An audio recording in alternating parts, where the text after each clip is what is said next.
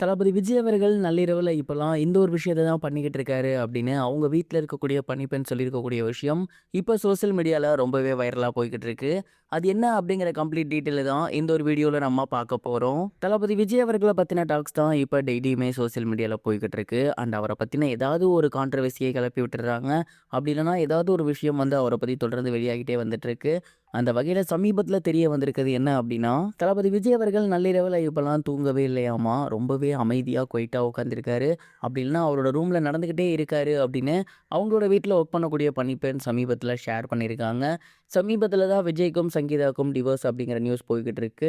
And இந்த ஒரு case வந்து ஏப்ரல் 20 வந்து ஸ்டார்ட் ஆக போகுது. இதற்கிடையில விஜய் மற்றும் த்ரிஷா இவங்களோட விஷயமும் பார்த்தீங்கன்னா, சோசியல் மீடியால ரொம்பவே வைரலா போய்க்கிட்டு இருக்கு. அதே நேரம் தளபதி விஜய் அவர்கள் தமிழக வெற்றிக் கழகம் அப்படிங்கிற கட்சி ஒண்ணு ஸ்டார்ட் பண்ணியிருக்காரு. வரப்போற தேர்தல அது சந்திக்க போகுது. அண்ட் அந்த கட்சியோட முதல் தேர்தல் அப்படிங்கிறதுனாலேயே, இந்த முறை அந்த கட்சியின் மீது மிகப்பெரிய ஒரு எதிர்பார்ப்பு எல்லாருக்குமே இருக்கு. அண்ட் இப்படி ஏகப்பட்ட விஷயங்கள் விஜய் சார சுத்தி தினமும் நடந்துகிட்டே இருக்கு. இதனாலேயே விஜய் சார் இப்போலாம் நைட்டு தூங்குறதே கிடையாதாமா. ஒரு மாரி ஃப்ரஸ்ட்ரேஷனாவே இருக்காரு.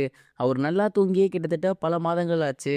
முழுக்க முழுக்க அரசியல், நடிப்பு அப்படி இல்லனா குடும்ப பிரச்சனை இதிலேயே தான் அவரு சுழண்டுட்டே இருக்காரு.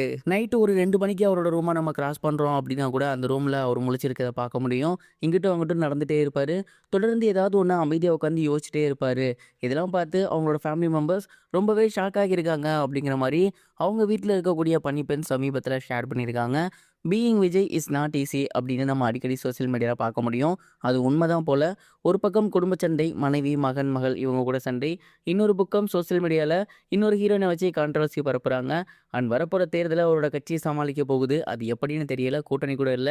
இப்படி ஏகப்பட்ட விஷயங்கள் கண்டிப்பா அவரோட மண்டையில ஓடும்.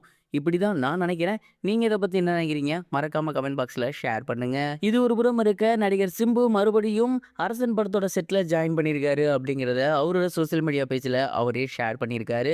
வெற்றிமாறன் அவர்களோட இயக்கத்துல சிம்பு அவர்களோட நடிப்புல சமீபத்துல ரொம்பவே விறுவிறுப்பா உருவாக்கப்பட்டு வந்துட்டு இருக்க படம் தான் அரசன்.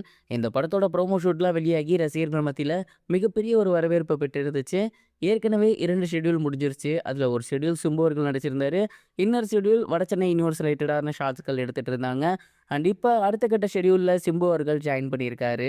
ஃபர்ஸ்ட் ஷெட்யூல் முழுக்கவே சிம்பு அவர்கள் கிட்டத்தட்ட ரொம்பவே யங்கான ஒரு பொசிஷன்ல இருக்க மாரி இருந்துச்சு. அண்ட் இப்ப இருக்கக்கூடிய ஷெட்யூல்ல சிம்பு அவர்கள் தாடி மீசலாம் வச்சு ஒரு மிகப்பெரிய பையன் மாரி இருக்காரு. வடசென்னையில எப்படி தனுஷ் அவர்கள பல்வேறு கெட்டப்ல பார்த்தோமோ, அதே மாரி இந்த படத்துல சிம்புவையும் பல்வேறு கெட்டப்ல பார்க்கலாம் அப்படிங்கிற மாரி தான் நான் நினைக்கிறேன். அண்ட் இப்பவே சிம்புவோட ரசிகர்கள் எல்லாமே இந்த படத்துக்கு மிகப்பெரிய அளவுல எதிர்பார்த்துட்டு இருக்காங்க.